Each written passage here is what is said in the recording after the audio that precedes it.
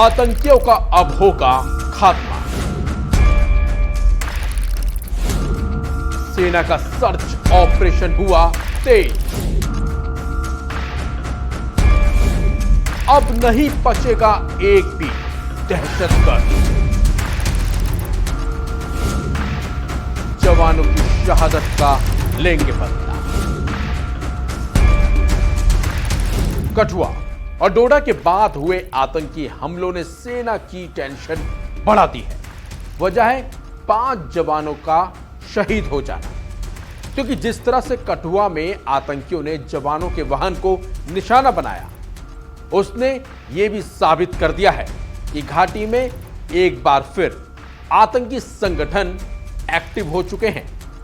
हैरानी की बात तो यह है कि जिन इलाकों में आतंकी हमले हो रहे हैं, वो इलाके जम्मू कश्मीर के शांत इलाकों में आते थे, लेकिन अब आतंकी इन्हीं इलाकों को अपना निशाना भी बना रहे हैं। जैसे जैसे आतंकी हमले बढ़ रहे हैं, वैसे वैसे भारतीय सेना की मुश्किलें भी बढ़ रही हैं।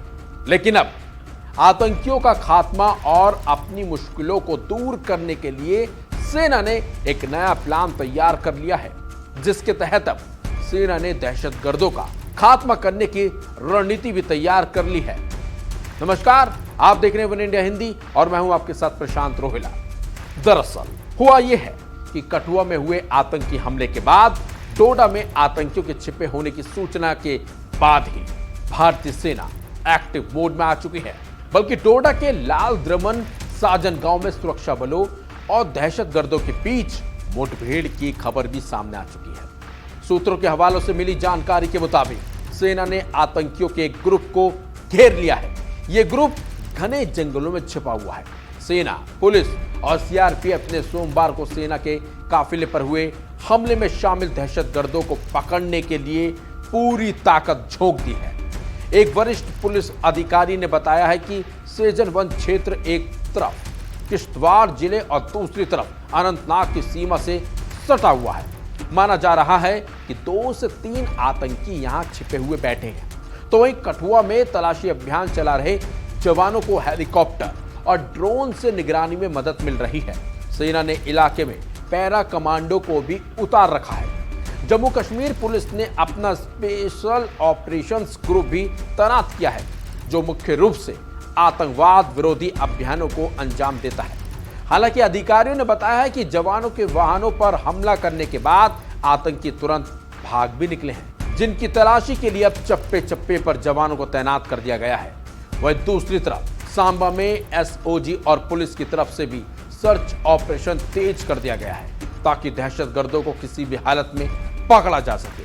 वहीं एसओजी के एसपी का एक बड़ा बयान भी सामने आया है। उन्होंने बताया है कि उन्होंने सर्च ऑपरेशन क्यों तेज किया और कहां आतंकी छिपे बैठे हैं। सुनिए। जब भी एनएज इस तरह की हरकत करते हैं तो हमारे लिए लाजमी हो जाता है कि हम लोग अपने अपने एरिया में जितनी सिक्योरिटी का बंदोबस्त कर सकें वो उतना अच्छा रहता है।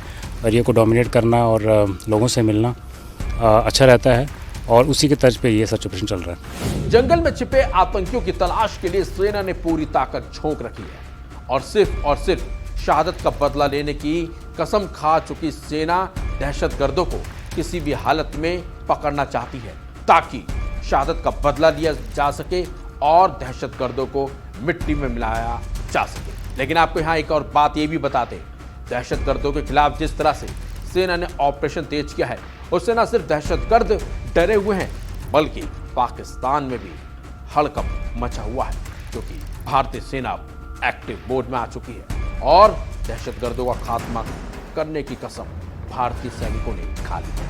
फिलहाल इस खबर में बस इतना ही। अपडेट्स के लिए बने रहिए वन इंडिया हिंदी के साथ।